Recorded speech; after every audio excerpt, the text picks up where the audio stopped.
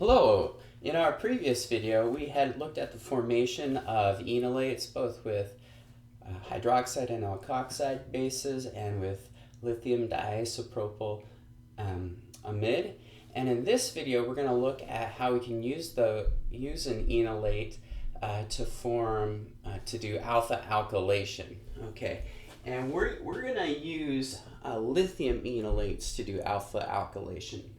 And the reason is this is a non-nucleophilic base. The problem I would run into if I used hydroxide as a base is this reaction, which was one of the first reactions we saw in first semester organic chemistry, shortly after acid-base chemistry. And this is an SN2 reaction.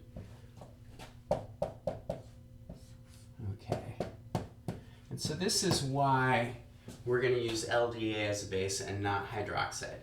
This is non-nucleophilic, so it's not going to have this competing reaction. Okay?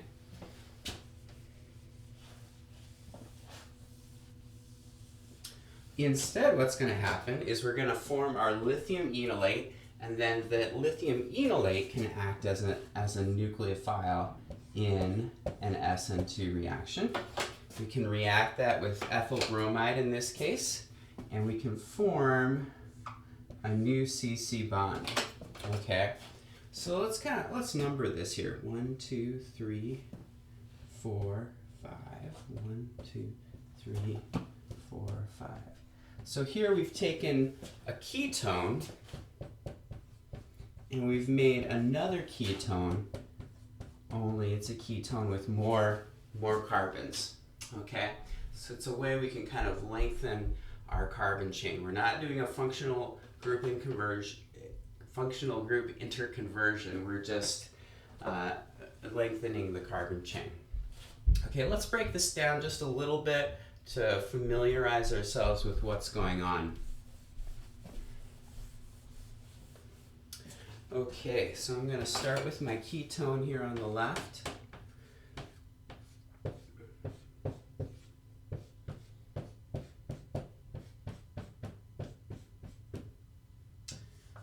And I'm going to react that with lithium diisopropyl amide. And to try to get everything on the board, I'm going to do a little abbreviation for my isopropyl groups here. Now, if you recall from our previous lecture, what happens here is we do a proton transfer and we form the enolate ion. And let me... The hardest part of this lecture is the board management. All right.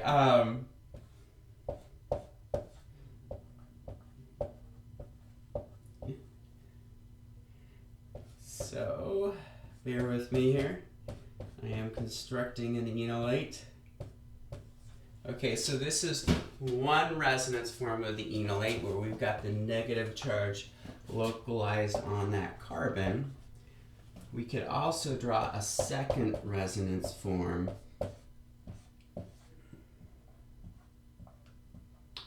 where we could have that formal negative charge on the oxygen. Okay.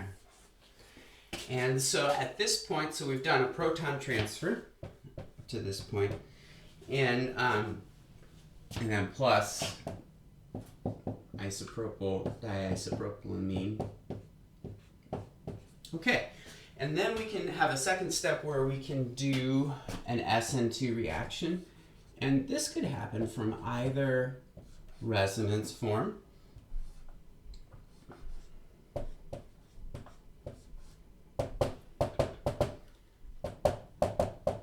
Okay, we could do it with this oxygen lone pair and do an SN2.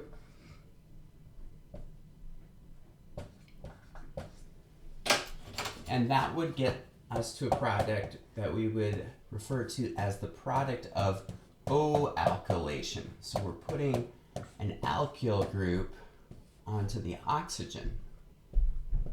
Now, while this is theoretically possible for the reactions that we're going to look at, it's not going to be the common product for the type of reactions we're looking at. So instead, we're going to get what's called C alkylation.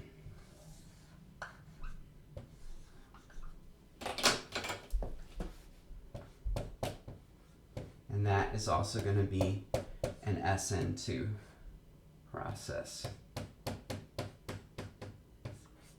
All right, and then we get Br minus as our side product there. Okay, so that's an example of lithium alkylation and kind of the mechanistic steps involved. The first step is a proton transfer, and that makes our lithium enolate, which we could probably isolate, and then we would use that, or use it, or then add the alkyl halide to it in an SN2 reaction. Okay, a couple more things I want to say about this. So I have used a symmetric ketone in this, okay? So this reaction is going to be most useful, so it works best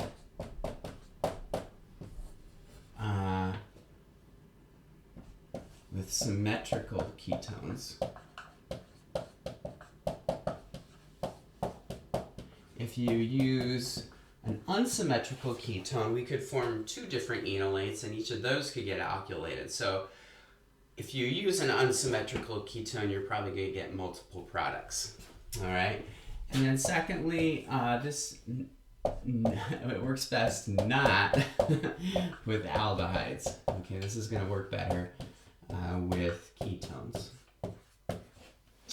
All right, so that concludes my video lecture of alkylation of lithium enolates. Thanks for watching.